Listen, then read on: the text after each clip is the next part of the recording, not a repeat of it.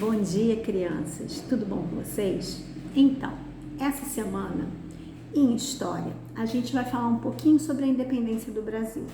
A gente já começou a ver alguns fatos que alteraram a questão da independência, que fizeram chegar a essa independência, que foi, teve a Revolução do Porto, a família real foi embora, Dom João foi embora, com a Carlota Joaquina, levaram 4.000 que vieram da comitiva para Portugal.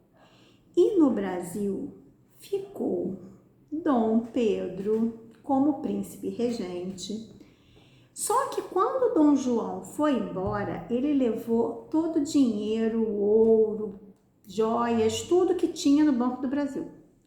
Deixou o Banco do Brasil, na verdade, puro, sem dinheiro, sem nada. E obviamente que quando ele foi embora, ele levou isso tudo, deixou Dom Pedro aqui, ele tinha deixado aproximadamente umas 11.000 pessoas da comitiva. Pessoas essas que faziam muitas delas partes da guarda imperial, e aí precisavam essas pessoas receberem no final do mês, não é? Como todo mundo. Só que não tinha dinheiro. Dom Pedro passou por uma situação muito difícil. Agora, nesse período agora da quarentena, tá passando na televisão, na Globo, uma novela que se chama Novo Mundo, e ela fala justamente sobre esse período. Seria interessante vocês assistirem para poderem entender um pouco do que acontecia naquele período. Mas, de qualquer forma, bom, Dom João começou a ser pressionado em Portugal para que Dom Pedro voltasse. Por que eles queriam que Dom Pedro voltasse?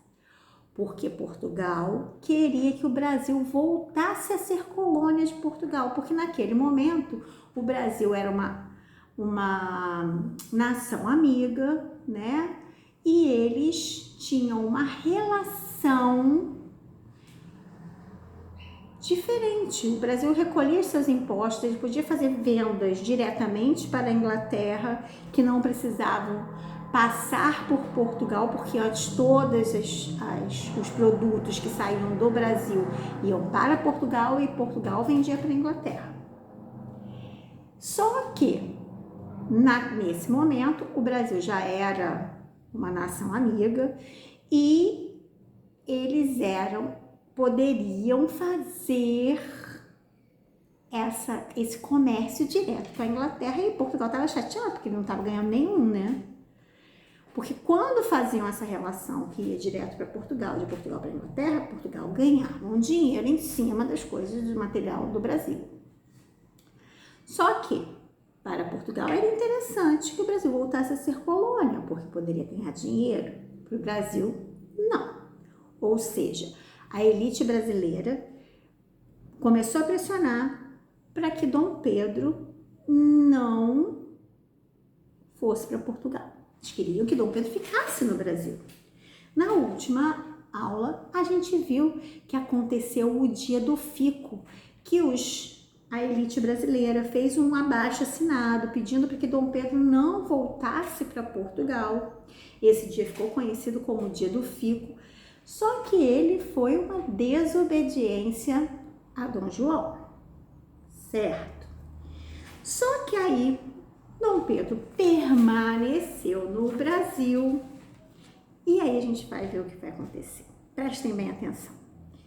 Dom Pedro ficou no Brasil, Dom João, e o movimento pela independência, gente, começou a bombar, porque as pessoas queriam ser independentes de Portugal. Queria que o Brasil passasse a ser uma nação solta, né? Queria ser só o Brasil, separado de Portugal, que não devesse mais nada, tivesse que mandar mais dinheiro, tivesse que fazer mais nada com Portugal. Dentro do Brasil existia esse movimento a favor da independência, as pessoas queriam se tornar livres de Portugal. E aí, nesse momento, o Dom João manda, assim, uma carta, né? Ah, peraí. Antes desta carta chegar no Brasil, o Dom Pedro já tinha feito decretado um cumpra-se. Esse cumpra-se significava o seguinte, que nenhuma ordem de Portugal seria acatada se não passasse pelas mãos dele. Só se ele aceitasse é que a ordem seria acatada. Ou seja, ele estava mais uma vez desobedecendo seu pai.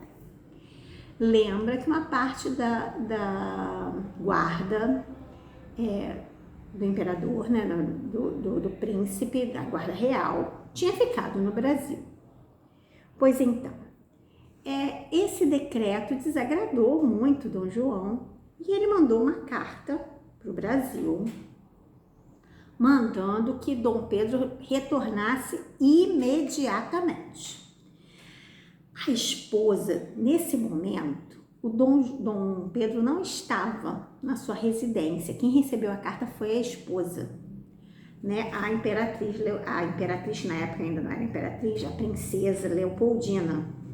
Ela recebeu essa carta que Dom João mandava voltar e ela e o José Bonifácio de Andrade Silva, eles conversaram, que era o ministro na época, eles conversaram e falaram assim, não vai ter solução, o Brasil vai ter que ser sim, independente. E mandaram esta informação.